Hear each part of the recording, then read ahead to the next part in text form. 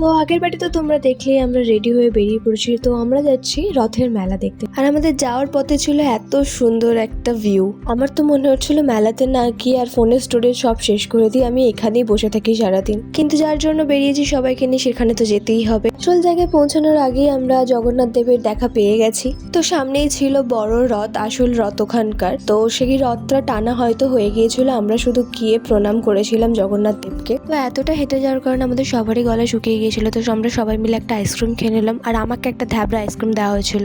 আর রথের মেলা থেকে জানতে পারি ওখানে গাছ বিতরণ করা হচ্ছে সবাইকে। তো আমাদের বাড়ির লোক সবাই একটা করে গাছ নিয়ে নিচ্ছে। তারপর খেয়ে নিলাম আমরা ঘুগনি। তারপর একটা দারুণ দোকান থেকে ফুচকা খেয়েছি, যেখানে মহব্বত ফুচকা, ব্রেকআপ ফুচকা সবই পাওয়া যায়। তোমাদের যদি কারোর লাগে তো নিয়ে যেতে পারো, ওখান থেকে কন্ট্যাক্ট করে নিতে পারো। তো আমরা সেখান থেকে, আমাদের যেহেতু মহব্বত ব্রেকআপের দুটোরই অভাব, তাই আমরা নিয়ে নিয়েছি দই ফুচকা। আর লাস্টে আমরা খাওয়ার পরে ইনি এরকম বাটি চাটছেন, কেন জানি না। উনি বাটি চাটতে থাকুন, আর তোমাদের সাথে আমার দেখা হবে নেক্সট ভিডিওতে। টাটা।